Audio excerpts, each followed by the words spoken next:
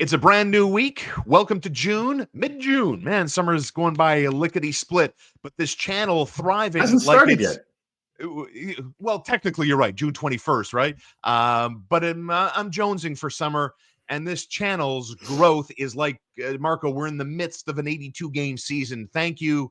I can speak confidently for Mr. D'Amico. Thank you so much for your ongoing support, Marco. Looks like we found something here. If we can pat ourselves on the back for a second, not something we tend to do here, but yeah, pat yourself on the back for a job kind of well done. Marco, welcome back. How's it going, brother? It's going very well. It's my favorite time of the year. About a week out from the Yes. draft, things are Yeah. about to go down. Yeah, this is it for you. I mean, I remember when you and I worked together the draft where the Canadians went with the defenseman in the generational offensive draft, and that guy was David Reinbacher. That was the first time you and I shared a real studio space together, and Yeah, I got to know you a little bit more. Obviously, I see your presence online, but this is it. Like you're not mincing words. You know, I know you cover hockey, you cover it in a very serious, credible way. But this is feel like I see it in your face. This is Christmas for you, right? oh yeah, this is Christmas. This is Yeah, I grew up I grew up watching junior hockey like that. That's what I used to do. So like when I'd go visit my mom in Halifax, well, I'd go watch the Mooseheads, right? So sure, like sure.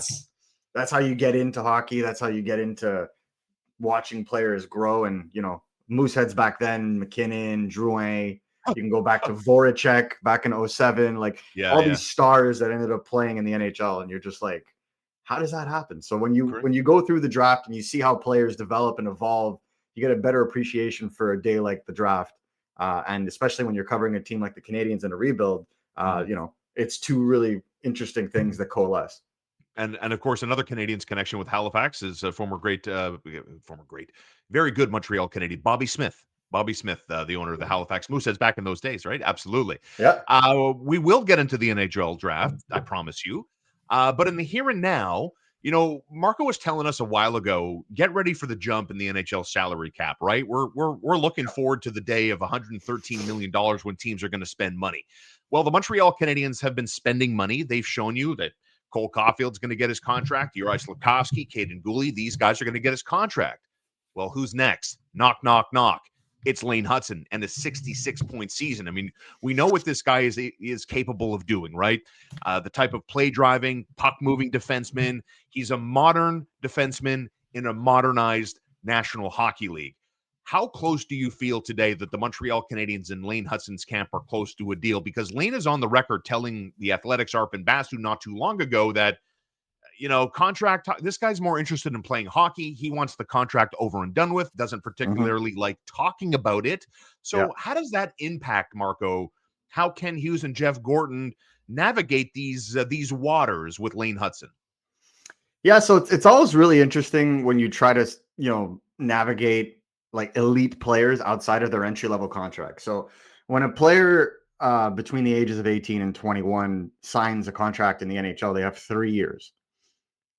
If you're coming out of, a European league at the age of 20, or if you're jumping out of the NCAA at the end of the season, you burn the first year of your contract. So it's actually 2 years. So people are like, wait, the Canadians can already sign Lane Hutson to a new contract? Yes, because he'd be starting the last year of his contract as of July 1st of this summer.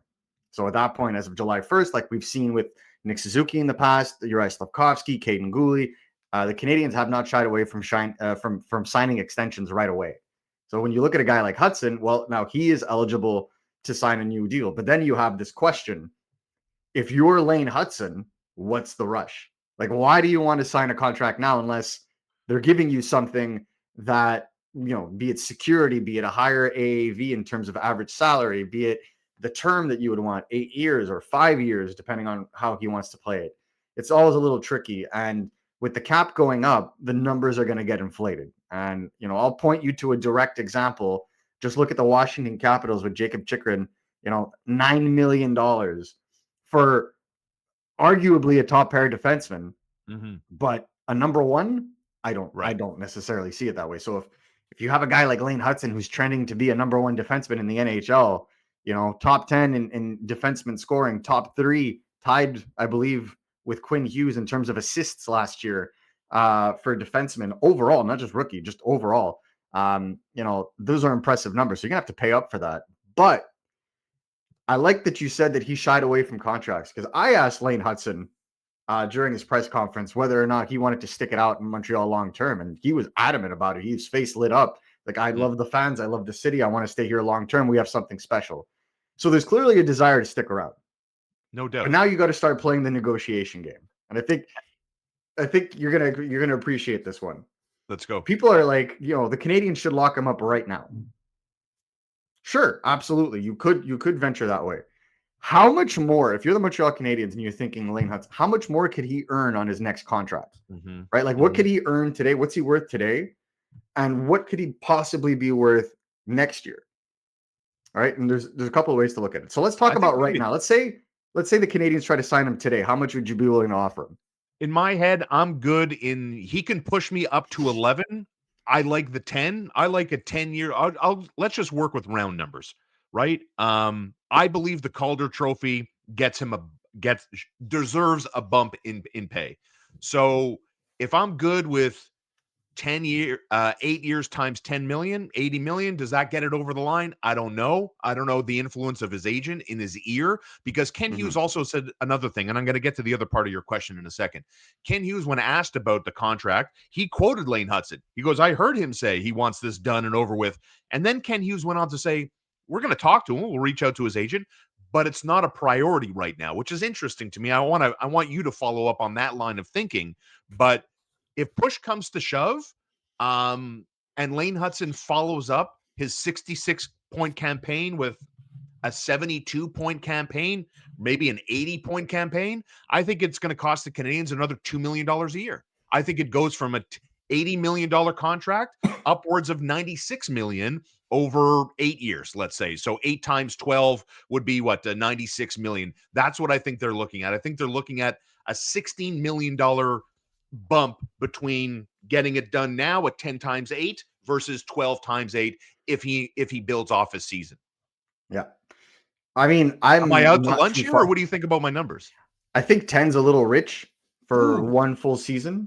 I think okay. it's a little rich. I'd be more in the $8.59 million range. Oh, I love it. I love that number. Yeah, well, so the thing is, so and this is why I wanted to have this conversation. What's really Yeah. important when it comes to the way that agents will come about negotiation is there are different values attributed to the years in which a player is a restricted free agent. So we call them restricted free agent years. Lane Hutson would become a free agent if his contract would expire the summer that he turns 27. So that's in 6 years, Yeah. right? So you have a guy like Lane Hutson who's not going to be a free agent for the next 6 years. So if you sign him, it would be 5 years, because when his contract ends, it'll be next summer. So you'd have 5 years of restricted free agent years, and then 3 years at the end of premium unrestricted free agent years, and that's when you have to pay more. So when you see a contract like that of Jacob Chikrin, it's because Washington paid premiums because he was an unrestricted free agent, not this upcoming season, but in 2026, 2027. So for the 8 years that he signed, 7 of them are unrestricted free agent years. That's worth more. So that's Right. why I bring it more to the 8.59 range. But like you said, and I think this is where we have to start thinking, Yeah. if he improves, right? Like if he hits 75 points, Correct. and I mean, with the way that power play was clicking, right? Like it's understandable that if you add Demidov, that could, if Demidov has a breakout season too, it stands to reason that those point totals will do well. But on the flip side, the sophomore jinx is real. And I Yes. think this is where you have to weigh the pros and cons. Is there a realm of possibility where Lane Hutson potentially stagnates I'm or sure there has a is. little I'm bit more sure. difficult? I'm Because sure there is. let's say the Canadians trade Mike Matheson. Yeah. I could already hear potential portion of the fan base cheering. Yay. Let's say the Montreal Canadiens do decide to trade Mike Matheson. Who's going to take those minutes? Caden Gooley and probably Yes. Lane Hutson, Yeah. right? So that's going to be way more responsibility on Lane Hutson's shoulders. He's going to have to focus a lot more on the defensive side of the puck. Not saying that he's bad defensively. I think he showed great No. progress throughout the year, but they're like Mike Matheson's numbers, right? Mike Matheson had 60 plus points Yep. last season, Yep. right? Those numbers dwindled down because he was given more of a defensive role this year. Well, what happens if they give more defensive responsibility to a guy like Lane Hutson? Will Yeah, that but that's mean unlikely his to happen, numbers? don't you think? Like, I think remember eventually last it year, like has to happen.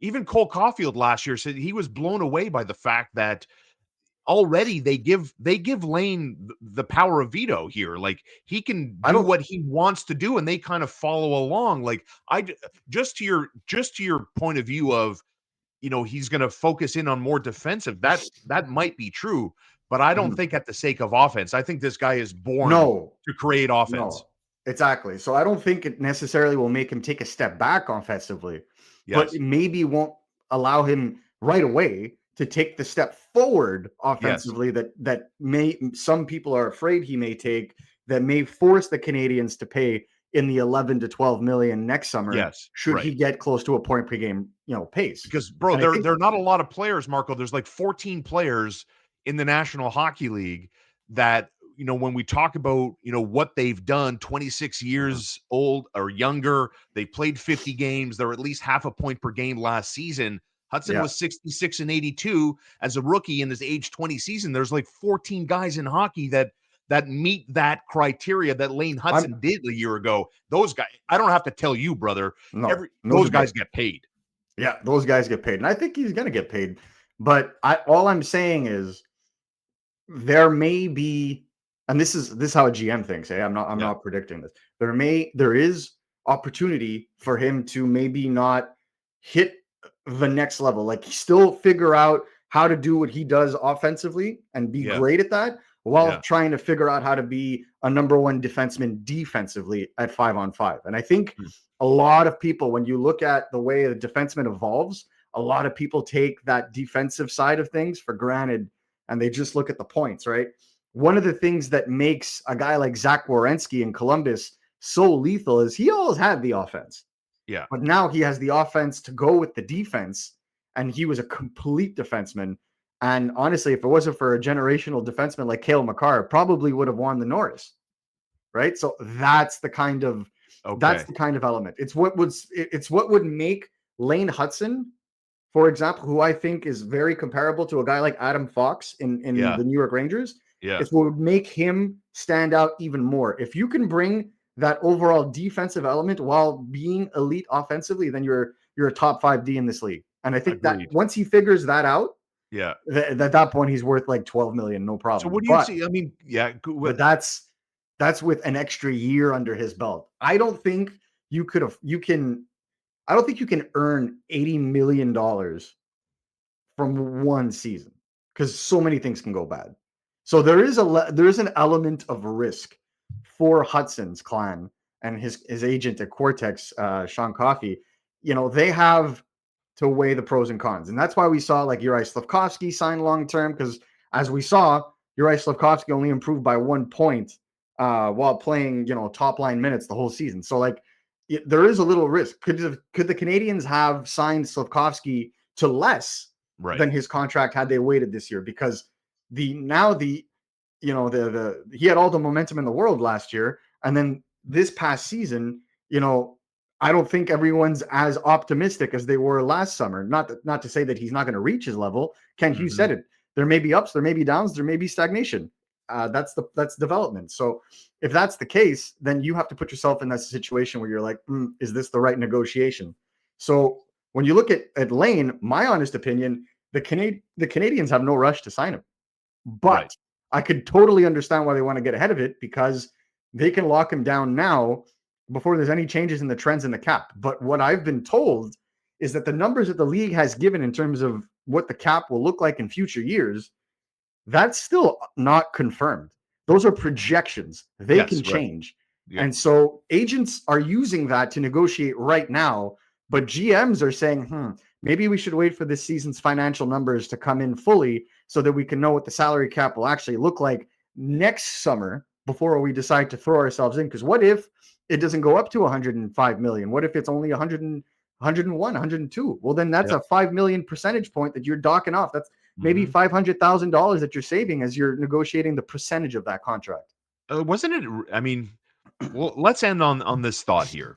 Like Caden Gooley's extension, Uri Slafkovsky's extension, in my opinion, more risky than what you and I are talking about today in the Yeah, in I the don't. I think re-upping there's of Lane Hutson, right? very little And the risk with Lane. and is this the true gamble here for Ken Hughes and Jeff Gordon? Is what you and I talked about is hypothetically speaking, what if the 66-point season gets a jump? If it's a 10 point, 5 point, 6 point jump, is the risk of following up his incredible rookie season with an even better sophomore season. And what Mhm. does that do? Because again, you brought up these two guys, and I'll bring them up Yeah. again right here.